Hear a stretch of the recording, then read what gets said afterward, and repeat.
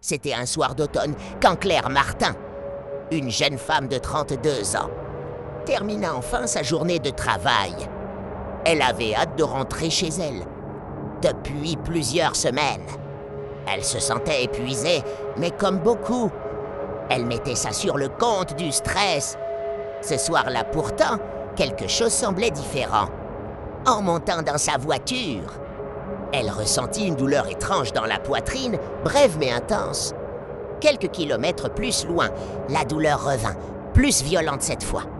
Claire décida de s'arrêter sur une aire de repos. Elle respira profondément, tentant de se calmer. Elle secoua la tête, démarra le moteur et prit la route. À peine a-t-elle redémarré que sa vision devint floue. Son téléphone vibra, c'était sa sœur. D'une voix hésitante, Claire répondit. Mais la douleur l'obligea à s'interrompre.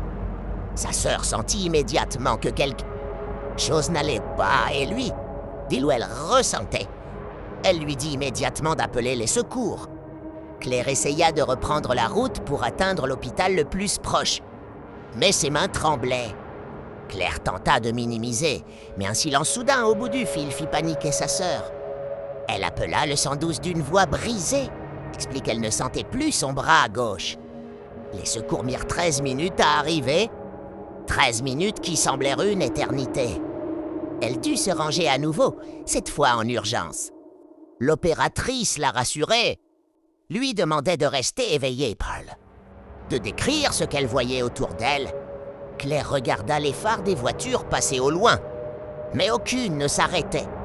L'opératrice comprit tout de suite, c'était peut-être un infarctus silencieux.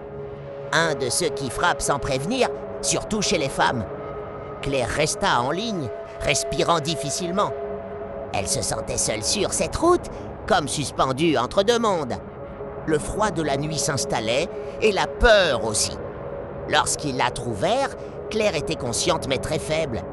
Elle fut transportée d'urgence à l'hôpital, où les médecins confirmèrent un infarctus sévère. En raccrochant, elle avait eu le réflexe vital d'appeler à temps. Après plusieurs jours en soins intensifs, Claire survécut.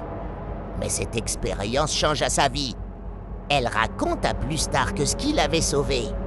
Ce n'était pas seulement l'intervention rapide, mais la voix de sa sœur, la seule à avoir senti que quelque chose clochait, et l'opératrice qui l'avait maintenue éveillée malgré la douleur. Aujourd'hui, Claire partage son histoire pour rappeler une chose essentielle. Les signaux du corps ne doivent jamais être ignorés. Et parfois, un simple appel peut sauver une vie.